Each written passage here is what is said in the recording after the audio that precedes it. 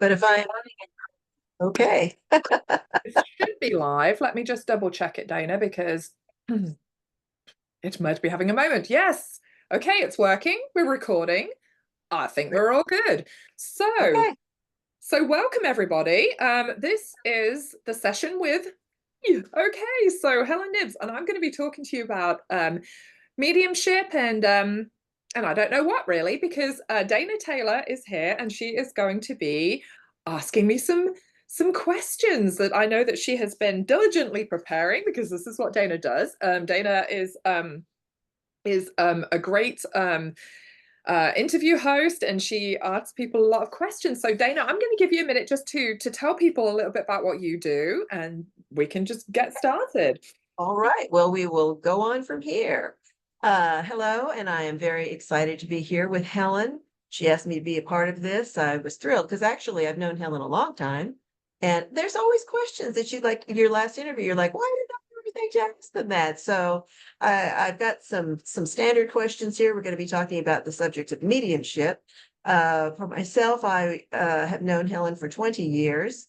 And for I think the last 14 years, I've been writing a blog called supernalliving.com. And Helen is one of my closest supernal friends. She's played a major part in my life. She was also my Reiki master. And then I got involved with a group recently. My most recent involvement is with a group called Spiritual Awakenings International, and I do a lot of work for them. I'm on the advisory board, and we're just excited to see all of this information going out, hopefully helping people who have questions about these areas that used to be, or in some areas are still rather not talked about. And we are talking about them because they enrich our lives, especially when we're talking about today a death summit, which like what? But what we're finding more and more is that death is an illusion. And it's just one transition from one place, physical to the non-physical. And so Helen has had a lot of experience with that. Helen, let me ask you something, as I've just lost my thing. Okay. I just want to know, what was your first experience with mediumship? You do a lot of intuitive things, but you but when did you know, oh, this is happening? I believe I'm a medium. The and I think everyone is a can receive messages from the other side, but mediumship is like that step beyond. And so for me, I was taking a Reiki level 1 class at this lady's house, and I was working on this lady I'd never met before.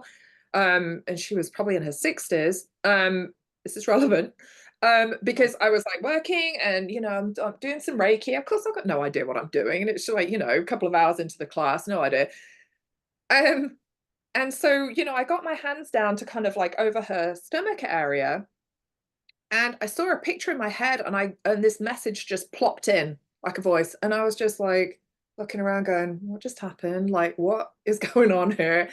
And so I told her what I saw and what I heard, and she just burst into tears because she'd been holding on to the emotions that went along with that thing for like 3 decades or something. And I was like, oh my gosh, it was just such an eye opener of what we can hold on to, what some of the baggage that we take along our way.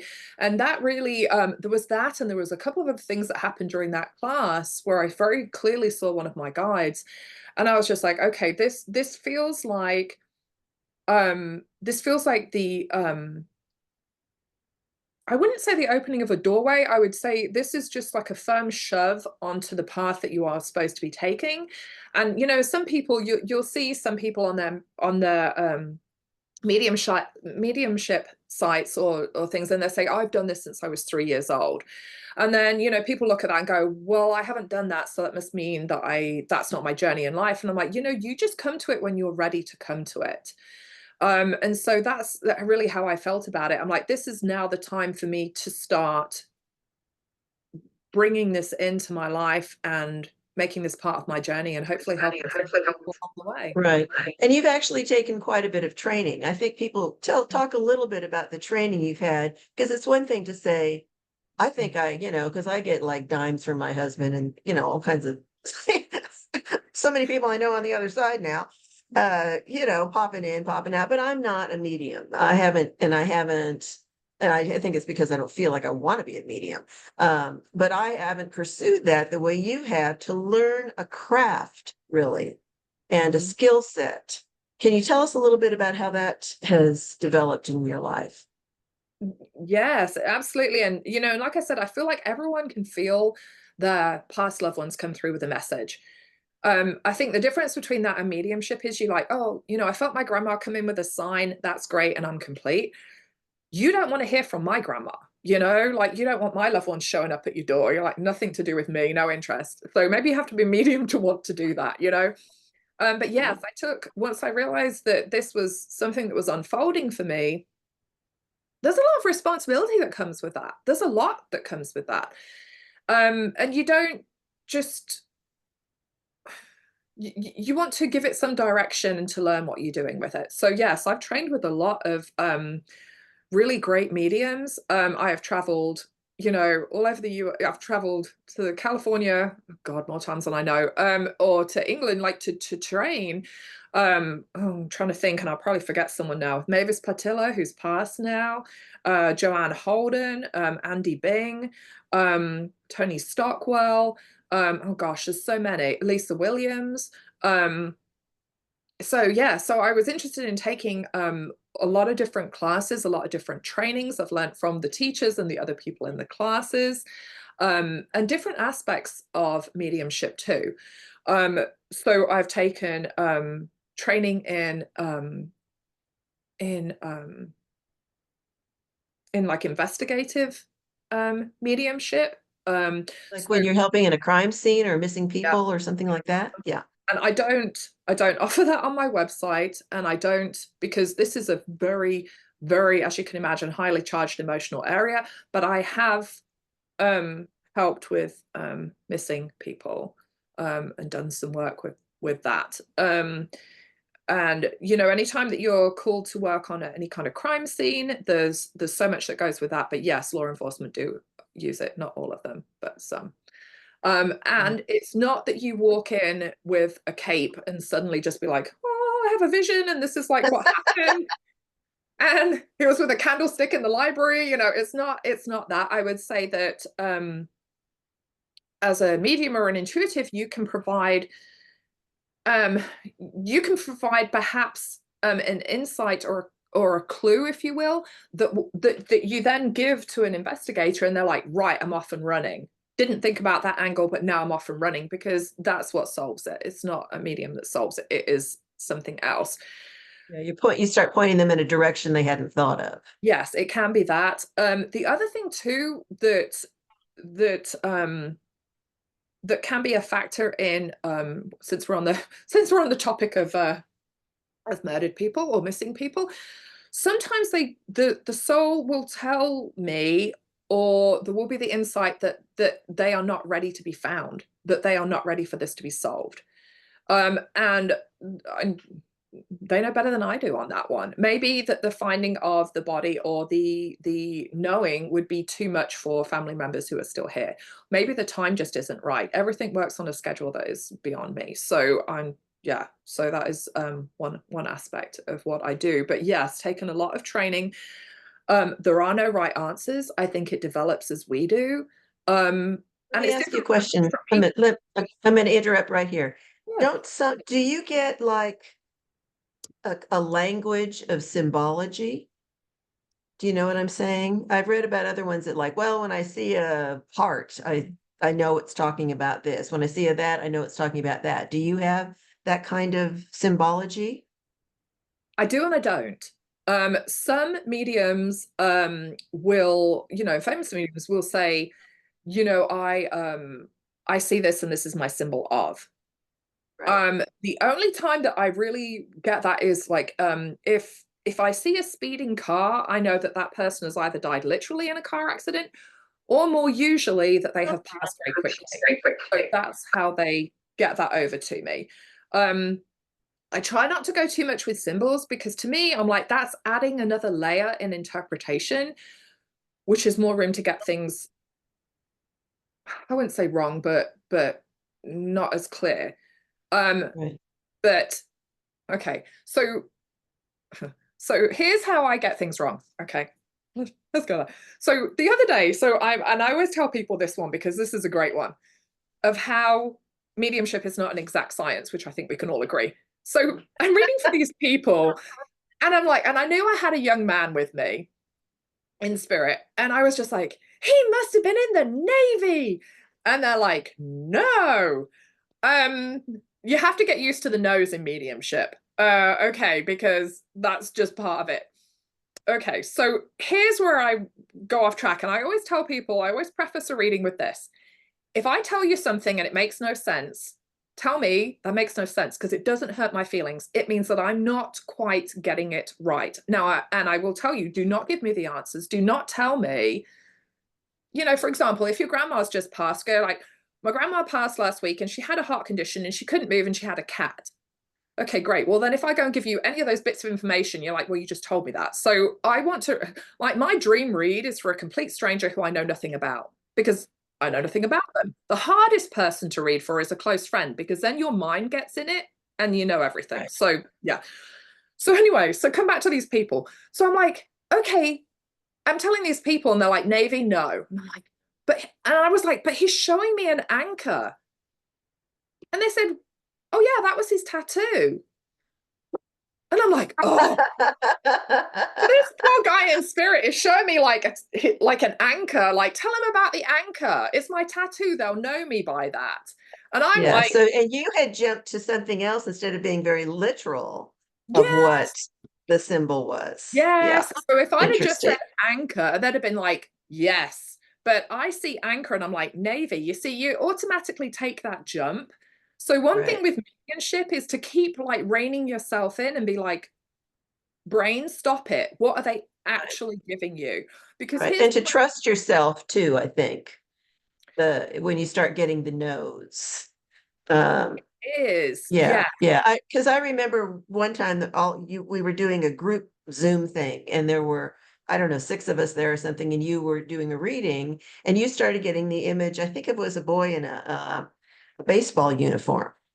I remember. And remember, you were getting this boy in a baseball uniform, and at first you're like, so Mary, boy in the uniform, and then so Frida, the boy in the uniform, and I didn't put it together, and then all of a sudden I was like, wait a minute, it's me, the boy in the uniform, but I hadn't realized it was some guy I was praying for, and it was just he hadn't even passed on. He's alive today, but it was such a strong thing that kept coming through that you had to keep figuring out. Well, I know this is for somebody. Yeah.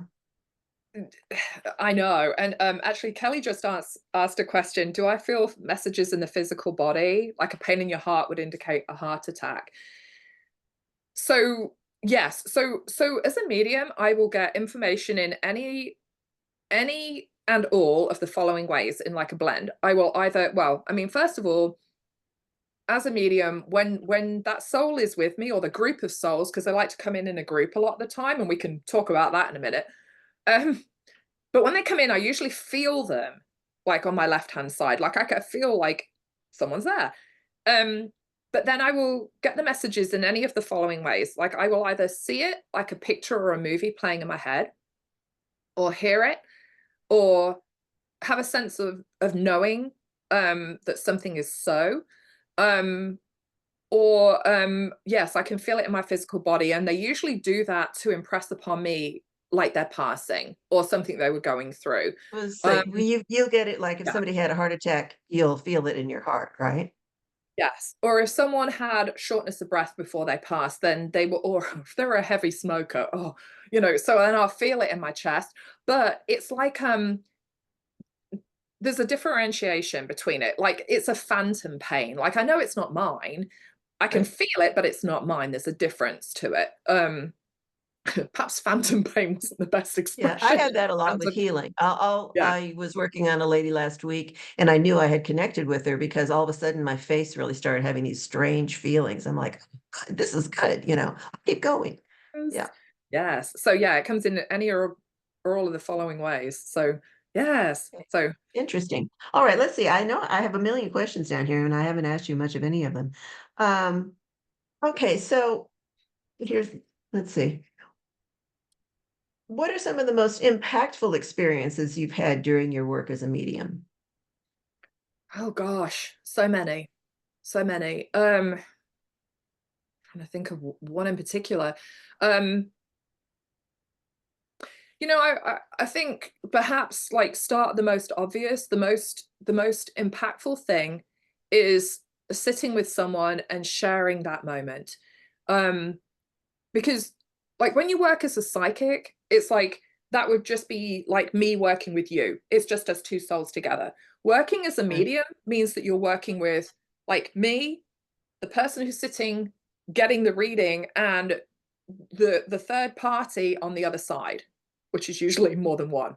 um so that's, you're bringing it in, and I think the most impactful thing, um and I will say the most joyful thing, and the most just, it's just a gamut of emotions really that people can experience when they come and get a reading. And I'm very mindful of this too. I mean, God, when I get a reading myself, like I'm always bawling my eyes out and wiping snot up my sleeve. Like, I mean, and I always try and be very mindful. This can be a life shifting thing for people, to get a message that I couldn't possibly have known about their loved one can give them the comfort, the faith, the ability to go on. I mean, we were talking about grief earlier. When you are so overwhelmed with grief, sometimes you're just like, I don't know how I'm going to put one foot in front of another. And if someone can give you a message that gives you that faith that their loved ones has survived beyond the veil, if you will, then it can Right, make a difference. It can make a right, that difference. they're okay. Now, do you find that people come to you with unfinished business? On this side or the other side? Well, on the other side, like it's like, hey, I forgot, uh, I want this message because this was something as a matter of fact, my husband came through with one of those. That they didn't get everything tied up and they've got an important message that they need to get across. Sometimes that. A lot of the times it's more to do with um perhaps their emotions or something they want to say to someone, or even just to come by and say hello to that person. Because when you come for a reading, and I will tell people this a lot of the time, the first person or first couple of people to come through may not be someone you'd even thought about coming through. I mean, I read for someone the other day, and one of the people that came through was this guy that they'd known at school who they'd, when they were like 17, which was several decades before, who'd passed tragically. And they're like, oh my gosh, yes, he did. But like he could describe to me what it looked like and how they spent that time, when there was like, in that last couple of years of high school, and like Right. what it meant. And it was just like he was just dropping in to say hello and thank you for sparing a thought for me over the years. It's not like they were Wow. best of friends, but it's just like saying thank you for thinking of me. Or they just want to, it's not necessarily always the people who are closest to you. It's other people too. Right. Um, And if somebody comes for a reading, don't they need to be fairly open-minded about who shows up? uh, yes and I no. mean, Um, I think I know somebody who only wanted to talk to their mom and dad, and that was it. that can happen, that's for sure. Mhm. Um, but if you think about it, I mean, I would say average person, you're going to have at least 5 or 6 people who've passed on that you can think of, top of your head. And there's going to be more that you weren't necessarily thinking of that have passed over the years that may come through and say hi. Now, I will say that there can be people that you absolutely do not want to hear from because they were not good people to you in life. Now, they may be coming through because it's part of their, afterlife package deal that they're coming through and saying, I want to say sorry, or I want to acknowledge what I did. Now I can see it from a bigger picture. But I always tell people, you know, at the beginning of a reading, usually, like, if someone comes through who you don't want to talk to, just because they're dead, you don't have to talk to them. Like, you can just say to me, okay, thanks, Helen, for bringing him through. Who else have you got back there? You know, and I will just say to that soul, thank you for coming in. Take a step back, and we're going to allow the next person to come through. Do you ever have people come, or non-people? Do you ever have like angels or guardian angels or people that these people didn't know in life, but yet are somehow connected to them through the other side? Does that ever happen? Animals, I get animals come No, through. not animals. Well, maybe I know people do Yeah. have their animals show up. I know that's a thing. But just like somebody, because I'm thinking back to Father Nathan, who has like, celebrities or people that the person didn't know in life come and take them, to the other side. And I thought, well, does that happen in mediumship sessions where suddenly somebody who's been on the other side working with somebody, unbeknownst, I guess. I don't know. I haven't had any celebrities. I need to talk to Father Nathan about that and find out how to do Yeah. that. But I would say I don't talk to their guides for them or use them as an intermediary. I work with my guide, who serves as a gatekeeper for me and helps sort the line out, if you will. Yeah. Um, but I allow their people to come and talk to me directly, because I feel like they can do so. Yeah. Right. Well, what do you think? Why would somebody come? What's the most common reason, or why are people going to a medium? And how should they prepare to go and see a medium? Um, a lot of the time it's because they, and it's not it's not always the same on the scale. Like, it's not always people who are newly bereaved. Or it could be that they're going through a moment. Sometimes people use the booking date of their session because it's an anniversary of their loved one's birthday, or what would have been their loved one's birthday, or their loved one's passing, or something like that. So sometimes people want to reach out right after their loved one's pass, and I have to tell, I mean, like, a soul can come through immediately if they have to, like, if they want to. So I don't feel like there's a time limit. You got to wait a year till you can contact them. I don't believe that's true. I haven't found it to be so. Um, but they may come through because they are newly bereaved and they want that message of comfort, or they may have heard, like, oh, you can get signs from your loved ones, but I'm not getting them. Or it may be something else has happened that they're just like, perhaps word of mouth. Like, my friend came and it sounded all right.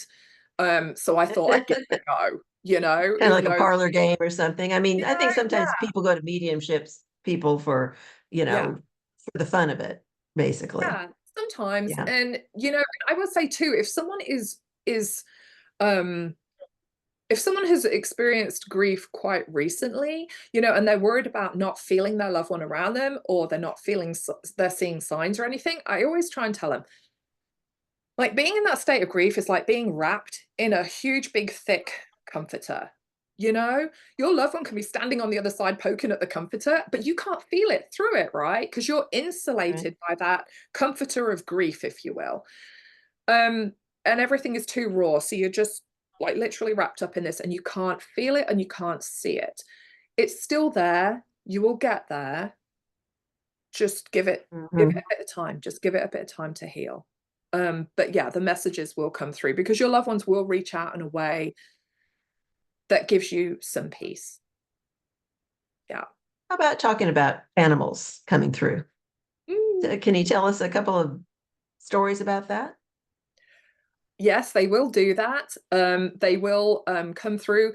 Sometimes it can be a dog they had in their childhood, that wants to come through and just reassure them. The most hilarious one, I think, was this cat that came through, and it was kind of, a bit kind of, peeved, I will say, because they kept showing me, like, and I knew it was cremated because I kept seeing this urn, So I could tell him, I know you had your cat cremated, but I'm like, he's like really annoyed because he's like, he's not in the prime spot anymore. Like he's not like, oh, front and center. And this lady was like, oh, well, she goes, my other cat died and I had it cremated, and I think the urn's in front of his urn. And I'm like, well, you better go and sort these urns out because your cat is not very amused. Like he needs to be like up front and center. But no, I think one of the and I just love the questions that people have when they come for a reading, because it's not always like huge picture stuff. One of the cutest things I can think of thinking about animals was this lady came with her son, and she goes, can you ask my husband who'd passed away? She goes, can you ask him what he fed the dog? What did he feed the dog? Because we can't get the dog to eat. And I was like, oh my God, that's hilarious. So I just love the fact that people like come with like just such a huge spectrum of questions. And it feels to me just so much like life, you know? They're not like, Yeah. can you tell? I don't think, actually, I don't think anyone has ever come to me and said, what does heaven look like on the other side? No, they're just like, what did you feed the dog? Like, what's going Yeah, on? I mean, your experience, I mean, because you're not going up there. They're coming to you. So have you, I mean, you haven't really developed a real sense of what it's like on the other side, have you, or have you? Do you have insights about that you've gotten through your mediumship experience? Yes, I would say that, but I would say that impressions or flashes are the best way that I would describe it. And I'm not so sure that everyone doesn't have a slightly different experience of it. Like, I don't think that there is like one blueprint and it's just like, this is heaven for everybody. You know, I think that we would all have different interpretations. And I think there Well, are if you think of the earth, it's very different geographically. I mean, when you're at yeah, the beach or when you're at the deserts, completely, what's earth like? yeah, Well, yeah. right. And you know, I think that there are certain things which are going to remain the same, like just an overwhelming sense of peace and love and connection. And those things one of the things that came to me in a dream, which was actually a guy I went to school with, like I could feel him there in my dream state, and he was showing me something, and I remember this so vividly. He pushed open this window in my dream to show me the vista beyond. And it was Oh, absolutely beautiful. And I really felt like he was showing me what heaven was. wow. And it was so unbelievably peaceful and beautiful. The reason that was so impactful for me was because he had committed suicide. Um, and so I felt so um so wonderful about that for him, because I knew that he was really and I didn't know him during the period of time. You know, we were obviously, this was decades after we'd been to school, and I didn't know him anymore. But it was obviously he'd been going through a very difficult time. And for him to like come into my dream and show me that was such a sense of like, wow, I'm so happy for you that you came to this place. Wow. Yeah, that's really exciting. Yeah. So, is there a commonality of what the spirits say from the other side to their loved ones? Is it mainly like, yeah, I'm good, I'm happy, it's all There's, I guess what what are the major questions? What are the major answers that you see as people come? there's, there's always that. People always want to know that they are okay. You know, did they get there okay? And I always liken it to when you go down to the airport and you catch their flight to your vacation destination. You know, I always tell people this one. I'm like, sometimes when they get off the plane on the other end, they're going to just be like, oh, I've got to call home immediately and let them know I'm okay. So they'll be like, yeah, I'm okay, I'm fine. You know, others might get off the plane and they're running for the beach. You know, you're just not going to hear from them for the next 5 minutes because they're like, I'm here, I'm having a great time. They are so busy. So the messages can come through in all kinds of different ways. But yes, the messages always feel peaceful and loving. Sometimes they're just wanting to come through as a state of acknowledgement, because let's face it, we're not all perfect before we die. They may have things that they probably wish they hadn't done, and they're seeing from a different perspective. They may want to just come and acknowledge, like, you know, like I was just saying a little while ago, um, if someone comes through, like someone who has not been good to you in life, or just leave it like that, you have the option to say, I don't want to hear from them. And I'll say, okay, fine. Well, let's, you know, we'll ask them to go on the merry way. You know, thank you very much for coming, because it takes a lot of energy for these souls to come back through and work with me. Right. Um, However, what I will say that is it is a tiny wedge. It's like pushing that door open and allowing light to come in. So if you have, for example, I'm thinking of one lady that this happened to. She had it was like a father or a stepfather come through who'd been abusive to her, and she's like, I do not want to hear from him. And I'm like, oh yeah, no, totally appreciate that. And she goes, he'd better not be saying he's sorry. And I was like, no, he's not.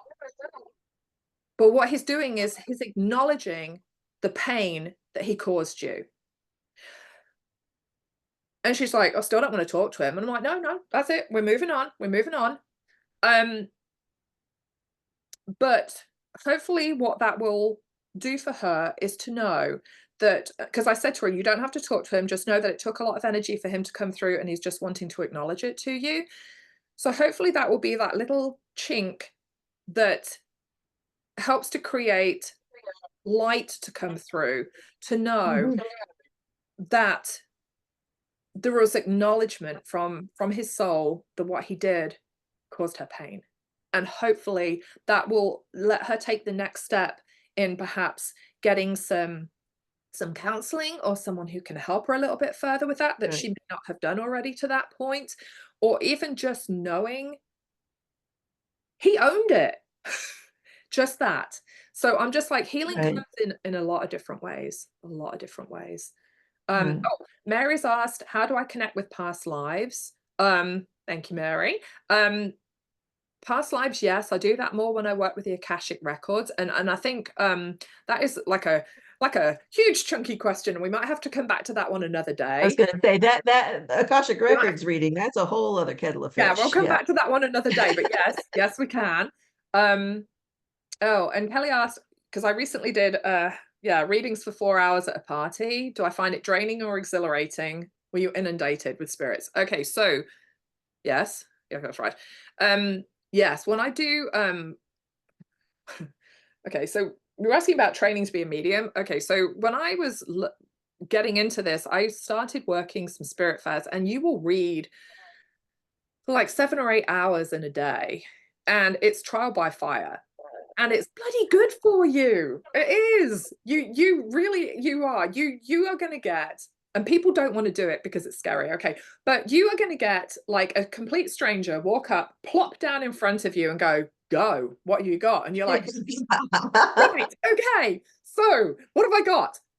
So you learn to work with it, trial by fire, and it's good. I recommend everybody do this. Just do it. It's, well, you know, if you're a medium, but give it a go, because that is where you learn the most. You learn by doing, and you learn by the souls coming through, because the souls coming through are just as different as the souls here. So it's like, how do you work with them?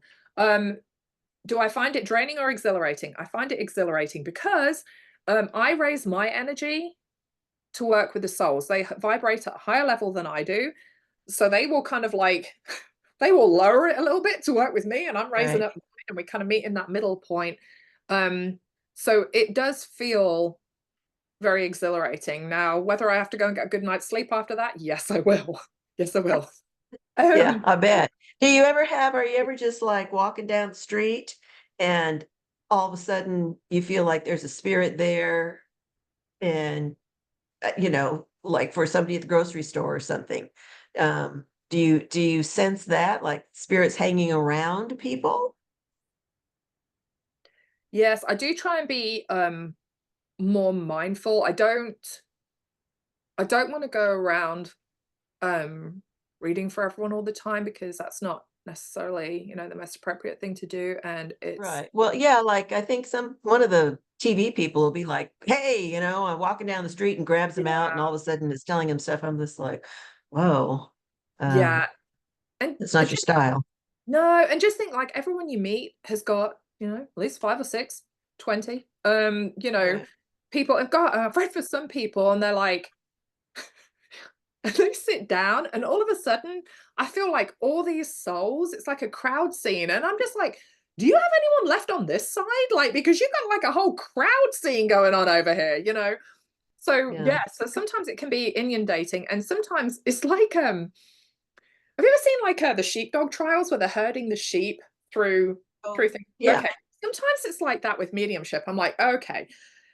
And I've got to like separate them because then I'll be like, okay, so I've got grandma and I've got this, and then we've got grandma this. So it's like trying to separate them out because your loved ones, they are so they are so happy that you are plopped yourself down in front of a medium so they can get the message to you.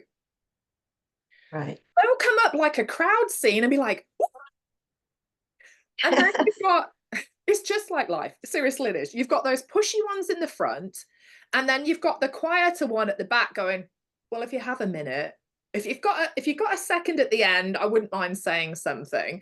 So part of what I do is try and make sure that everyone gets a little bit of a voice. And I'm sure I miss people, I'm sure I do.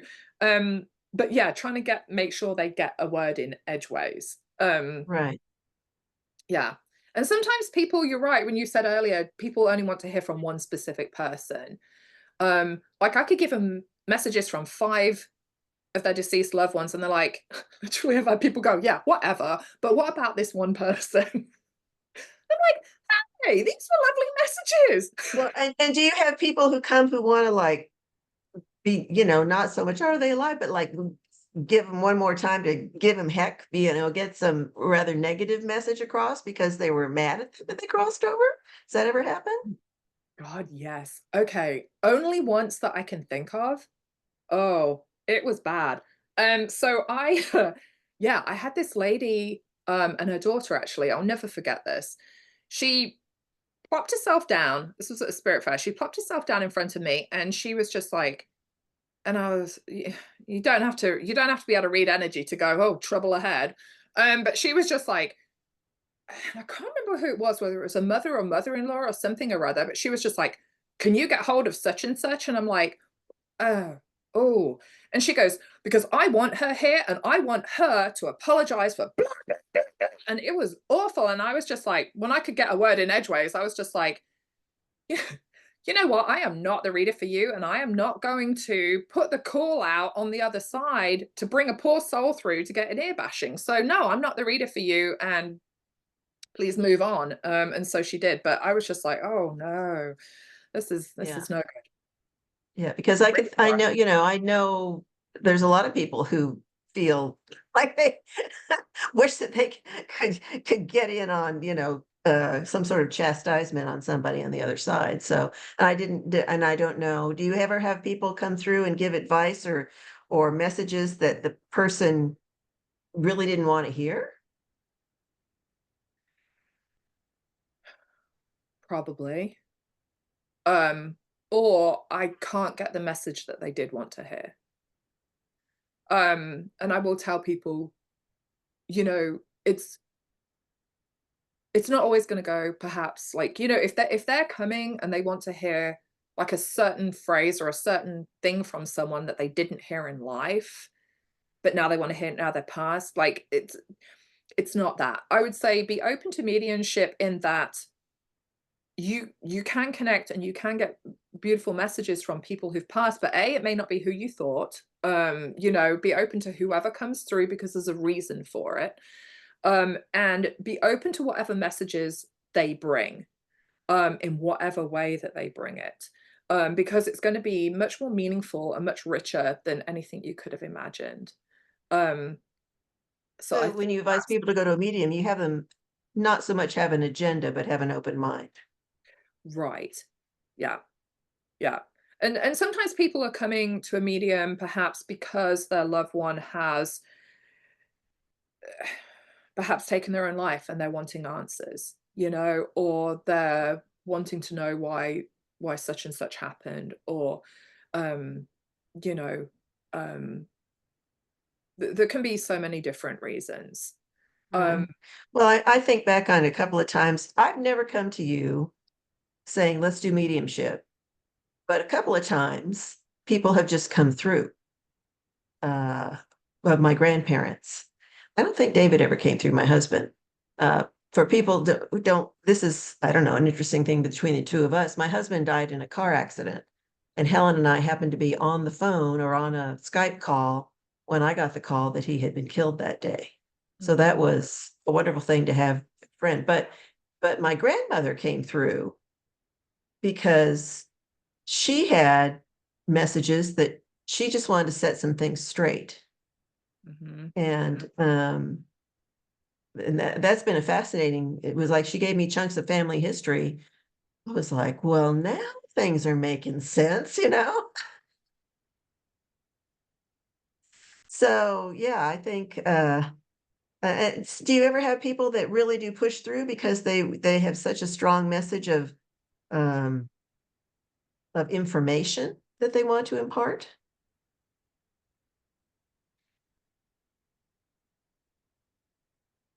They can. Okay. Um, it can be just so different, and it can be just to acknowledge something that their loved one is going through at that point in time.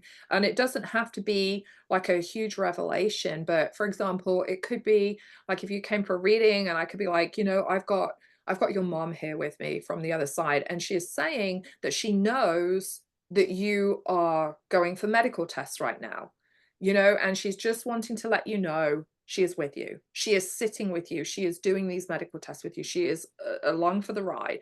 Um, and this is not earth shattering on a greater big scheme of things, but for that one person, it could make such a huge difference to know that they are not going through this on their own, and that their loved Mhm. ones are aware of what is still happening in their life. And I think that is one of the huge things of mediumship, is to know that your loved ones who've passed are still aware of what is going on in your life. I always tell people, like, it's not that they're sitting on your couch the whole time, and never leave. Right. They come and go. They've got their own stuff to do, but they do want you to know that they check in. I don't God, I had one guy one time come through from spirit. He was the granddad, and he was so naughty. He had me say to his granddaughter who was there, "I am so excited about the baby that's coming to the family." And she goes, "What baby?" Uh, and then she called me a couple of months later. She goes, "Well, what do you know? Such and such is pregnant." Um, But that was a bit naughty. He just kind of like just had to be like, "Hey, I know what's going on. Congratulations." Yeah, they've got more information on the other They do, side. they do. So, but they just want to let you know, I know what's going on in the family. And they'll say things like, because they know when people are struggling with guilt. Another one that I get a lot is it to tell people it doesn't matter if you don't visit my grave all the time. Because a lot of people carry a lot of guilt about that. They're like, oh God, I go once a year, or I don't go at all. Or I'm like, there are other ways to remember people that are probably a lot more fun than doing that. Um, Oh, Mary just asked, do I have people come through to tell you what they're doing or working on the other side? Yes. Yes, they do sometimes do that. I did once have a child come through, and she wanted me to tell the parent, the father who was sitting in front of me, that part of her job on the other side was to help escort and to aid other children who pass prematurely. Mm. And that was Which her job. Um, which which squares was up with what Father Castle says. Yes. Yes, which was very meaningful. I would say that I don't believe that when people get to the other side, they get a nice fluffy cloud and a harp and they're all set. I do feel like we're still very much the same as Father Castle was saying. They still continue to grow and evolve, which I think Do is they age human like a ego. child? Have you had somebody who said that they were a child, but then they present as a different age, or people pick different ages to present themselves? Yes, more usually I will get someone who passed in Oh, age. younger, Yeah. yeah. So, I did one the other day. It was so funny. I knew it was her granddad who'd passed. Because the reason I know that is because they show it to me on a ladder. So they'll show me where you are. So they'll show me like a rung above is a parent, a rung above that is a grandparent, and so on. And if they show same rung, I know it's someone in your age bracket who died. If they show below, I know that you've lost a child in the family. So that's kind of how they show it to me. So I know, and I will feel a pull to either side of the family. But this granddad who came through for this lady, and this, I've had this happen quite a few times. They don't show me like a physical picture of what they look like when they pass. They may show me I had mobility problems, so I'll feel in my body that they were uneven on their feet or they couldn't walk. But he showed me a picture of what he would have looked like in military service, so Yeah. and I remember him saying, I was quite good looking, and whatever. And so they had a good laugh about that.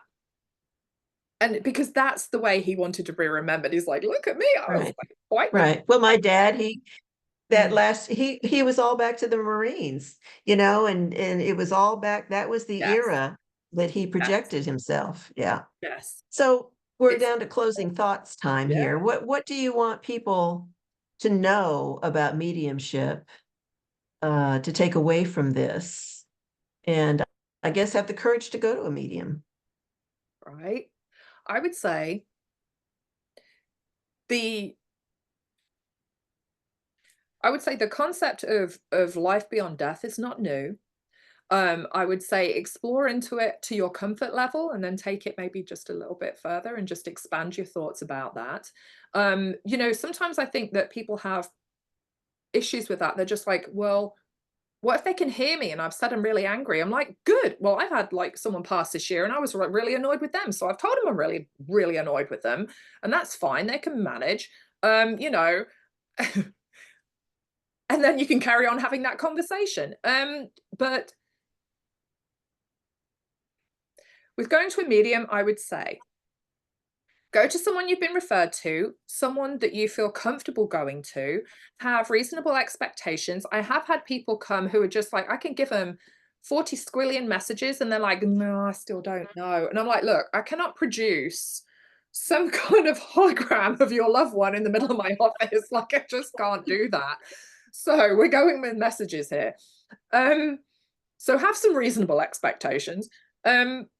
But just think about what a message from a third party, which is me, if you will, would mean to you. Would it give you a sense of comfort? Are you looking for something unreasonable? Don't go to a medium and try and get hold of your loved one and ask what you should be doing in your life, because they're not going to tell you. You are in charge of living your own life. That is one I do get sometimes. What should I be doing? Ask Mhm. my dad what I should be doing. I'm like, you're gonna have to figure it out. So he's done his time. Um, I would say the role of a medium is to provide that compassionate, non-judgmental space. And that is what I strive to do. And I hope that people find when they come to see me, because that's what it should be. Our souls go through so much here, and we have so much to deal with, that perhaps life takes some turns that we didn't expect. And so providing that non-judgmental and compassionate space for someone when they come for a reading is very important. Because I think one thing that puts people off sometimes going for a reading is they think about their family and they think about what they did, and they're like, well, this might be embarrassing. Or I'm not sure I want to share that with someone. My family were not the Waltons. This is not picture perfect. What if they're sitting there judging me that my family were this, that, and the other? I think it's a very brave step to go and get a reading. Um, and I just want people to know that they will always be treated compassionately and with care. It's very That's important. wonderful. Well, I I know I've had people that I've referred to you, and they've said to me, that Helen is amazing. Oh, thank you. But I have a friend who was like, she was like, it was just a small thing that her mother had turned a light bulb on, had turned a certain lamp on her birthday. And she didn't, she was like, was that a malfunction? But you were like, oh, did you notice how your mother turned that lamp on for your birthday to say happy birthday? And that did it for her, I mean, and that gave her great peace to know, yeah, her mom's around, her mom is still alive. She's still very much a whole person, even though she's not currently incarnate. Yes, yes, and talk to them. Just talk to them out loud. You can have like a normal everyday conversation. You can fill them in with what you've been doing. You can tell them that you hope they know about the addition to the family. You hope that they know that you've used their name as the middle name for your child. You can say, I hope you're not mad, I just sold your car. We had to sell your house. Sorry about that. They don't care, they don't need it anymore. Right. But it's just having that conversation and keeping it going. It's knowing when to reach out and seeing a grief counselor or someone who can give you that bit more help. Um, and um, and I think, the biggest part of working as a medium that I wish that I could deliver to people, which I know is kind of impossible to do, but when I connect with souls, the overwhelming surge of love is like, I wish I could just like pick it up and give it to that person, because that Mhm. is like the biggest thing. They're coming back because of love. They're coming back because they love you, because they want to have that connection. They want to get a message through to you, even if the message is just, I'm here. That's it. Mhm. Mhm. They don't come through with winning lottery numbers, but they are going to come through and just be like, I'm here because of love. I'm here Yeah, because of love. yeah. And that's the message of the day, I think, today. Yes. Yes, it Yeah. is. Yeah. Yeah. Well, Yeah. we need to go because you're going to be up with the next one pretty soon. So I thank you am. so much. We're talking death doula next. So thank you so much, Dana, for sitting with me and doing this. And I thoroughly enjoyed it. All yay. So right. any questions, Oh, reach out, let me know. Thank you. Thanks.